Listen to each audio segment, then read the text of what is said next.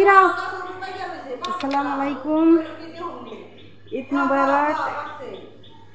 বোনের বাসায় আসছি বেড়ানোর জন্য, আমি আর দাদা আসছি। অত হয়ে গেছি,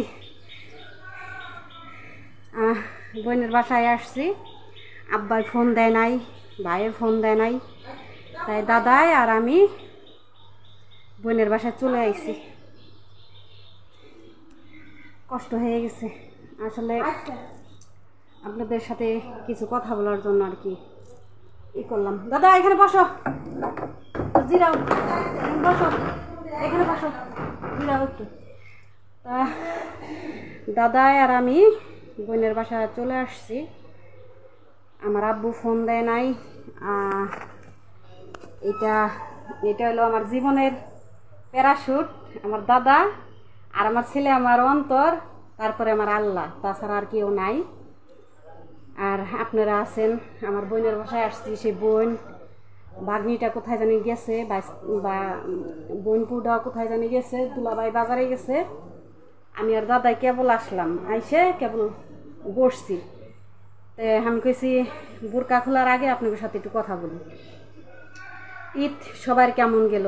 আমার তো বাড়িতে মামায় গরু কুরবানি দিতেছে, সেইখানে আমাকে ডাকছে আমার মামি যে আসো, আমরা কুরবানি দিছি, আমাকে মাংসগুলো একটু কাইটা দাও। পরে মাংসগুলো কাইটা দিছি, তারপর তাদের সঙ্গে খাইছি, ঈদ করছি। আজকে বোনের বাসায় আসছি। আমার আব্বু আমাকে ফোন দেয় না, আমার ভাইও ফোন দেয় না। আমার আপাই সকালে ফোন দিছে, কয় কালকে ঈদের দিন আমি রান্ধি নাই, কে তুমি আসবা।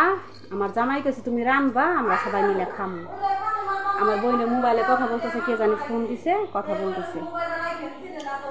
আর দাদা এখানে বসে আছে। আমি এখন নাস্তা খাবো, আপার বাসায় যাই রাঁধছে খাইয়ে তারপর রান্না করব। রান্নার ভিডিওটা আমি দিয়ে দিব, আপনারা দেখবেন যে কি কি রান্না করছি, কি কি খাইছি, কি করলাম। আর এইটা আমার ভাগ্নির জন্য দোলনা বানাইছে আমার বোনের জামাই। এটা একটা বারিন্দার মধ্যে। আর এই যে এটা রুম, আমরা বারিন্দায় বসে আছি। এটা একটা বারিন্দা, আমার বোনের বাড়ি। এইটা দেখছেন না, সুন্দর না বাড়িটা? বাড়িটা কিন্তু অনেক সুন্দর। আর ওইটা ভিতরে সব রুম। আল্লাহ হাফেজ, ঈদ মোবারক।